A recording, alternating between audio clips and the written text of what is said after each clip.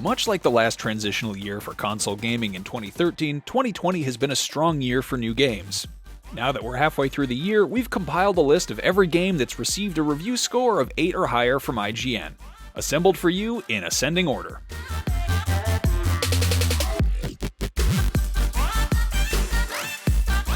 Whether you played Half-Life back in the day or not, Black Mesa is definitely the best way to experience one of the crown jewels of first-person shooter history. Bloodroots is dressed in a beautiful art design and coupled with a Tarantino-esque tale. Paper Cult elevates murderous mayhem with an intriguing world. Desperados 3 is an uncompromising tactical stealth game that tests your patience and rewards your willingness to experiment.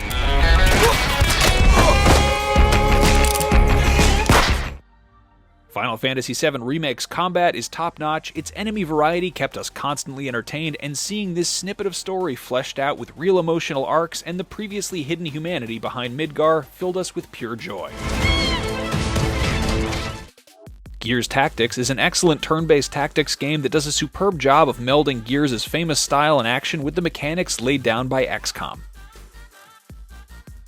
Granblue Fantasy Versus is one of Arc System Works' most approachable fighting games yet. It smartly balances considerations for more casual fighting game players without ever stepping on the toes of its hardcore audience. Kentucky Route Zero is a beautiful poetry generator in the body of a point-and-click adventure game. It's frequently stunning to look at and beautifully written throughout. There's not much to little Orpheus' gameplay apart from moving left to right, jumping, and interacting with a few objects, but that's compensated by stellar voice acting and gorgeous settings to journey through. From the beginning then, but this had better be good. The Mega Man Zero ZX Legacy Collection is great thanks to the quality of its 6 included games. Playing handheld games on a 55-inch screen is fun enough on its own, but these games in particular look and play amazingly well. MLB The Show 20 doesn't break what wasn't broken. Developer Sony San Diego has tweaked and tightened everything that was presented in MLB The Show 19, and as a result, playing baseball on a console has never been this fluid. Moving Out is an absolute blast. It takes a simple set of mechanics and milks madness and mirth from them in equal measures, consistently shaking up the parameters and keeping you on your toes. Murder by Numbers successfully blends a Phoenix Wright-style visual novel with a Picross-style puzzle game by making each aspect great in its own right. One Piece Pirate Warriors 4 smart additions to combat go a long way in reducing the notorious tedium that typically plays the Musou genre. An earnest, unapologetically tricky, and time-consuming trucking experience, SnowRunner's peculiar brand of off-road ordeals is oddly addictive, deep, and rewarding when played in the right spirit. The third version of the Super Mega Baseball franchise doesn't reinvent the gameplay, which remains as grounded and easy to play as ever. However, it does add a wealth of features that make upgrading worth the price. Them's Fightin' Herds nails the important things like great netcode, quick rematches, and tight combat with a cast of fun and remarkably diverse characters, while introducing fun things like an innovative story and sprite-based online lobbies. Trials of Mana is absolutely charming and does an excellent job keeping what works from the original while upgrading its aesthetics to the modern era. Exploring, battling, and waging war with bosses all remain really fun, and its JRPG tropes come off as delightful throwbacks rather than eye-rolling cliches.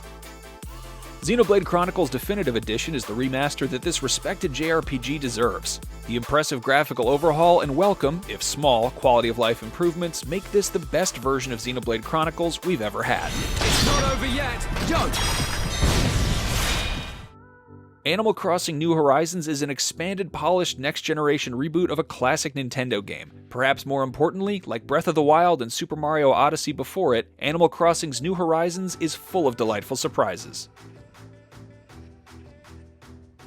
Deep Rock Galactic is the best kind of 4-player co-op game. The combat is fast and exciting, with tons of interesting synergies to find between the 4 distinct playable classes, and the objectives on the various missions are wide-ranging enough to keep things interesting.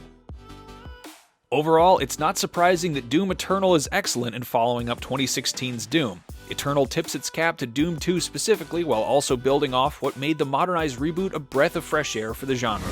The only thing they fear is you. It's a cliche, but Dreams really is something that needs to be played to fully grasp an understanding of. It's unlike anything else, an ambitious project that has been expertly brought to life by Media Molecule, and an audacious experiment in game design that gives you endless ways to enjoy your time with it. Legends of Runeterra is a whole new breed of CCG. While it builds on the foundations of those that have come before it, it has discarded many of the genre's conventions to create deep and dynamic conversational gameplay. Nioh 2 is an impressive evolution of its predecessor, strengthening everything that was already great while mostly leaving its already existing issues alone. If you're up to the challenge, Nioh 2 is no doubt one of the most difficult and rewarding games of this generation. In Ori and the Will of the Wisps, Moon Studios has taken an excellent foundation and made even more out of it. Its many new elements expand on and add to the first game's fun without bogging it down or becoming overcomplicated.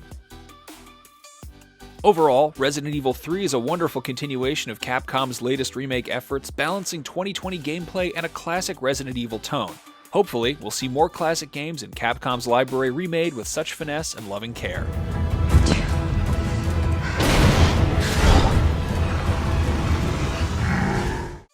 The Walking Dead Saints and Sinners is a noteworthy step forward for VR gaming, proving that a Deus Ex-like action RPG can feel right at home in a headset.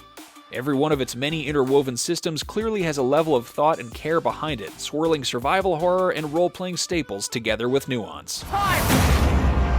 Heaven is turned against us, and hell is rising up. The Wonderful 101 is one of the best action games of a generation, and one that has tragically, until now, been locked on a relatively niche console. This remaster is the best way to play this hidden gem, which is something that we can't recommend strongly enough. Valorant is the most fun we've had with a multiplayer FPS since Valve's Team Fortress 2. The flexibility of its magically infused cast paired with a deep arsenal makes for a magnificent competitive canvas. With Half-Life Alyx, Valve has set a new bar for VR in interactivity, detail, and level design, showing what can happen when a world-class developer goes all in on the new frontier of technology. In a lot of ways, it feels like a game from the future, and one that the rest of VR gaming will likely take a good long while to match, much less surpass. Alyx Vance alone cannot prevent his fate. Close your eyes, honey! Persona 5 was already a strong frontrunner for being the best JRPG ever made, and Royal gets us wondering what else could even compete.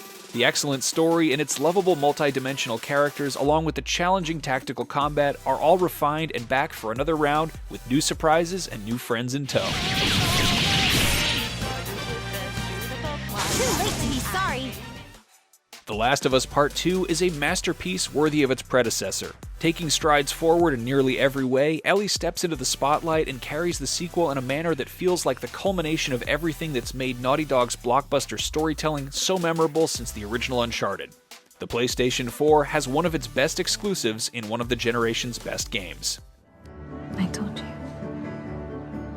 He should be terrified. And there you have it, the best games of 2020 so far. But of course, we've still got Cyberpunk 2077, Assassin's Creed Valhalla, Marvel's Avengers, and many, many more this year. What are your favorite games of 2020? Let us know in the comments, and for everything else, keep it right here on IGN.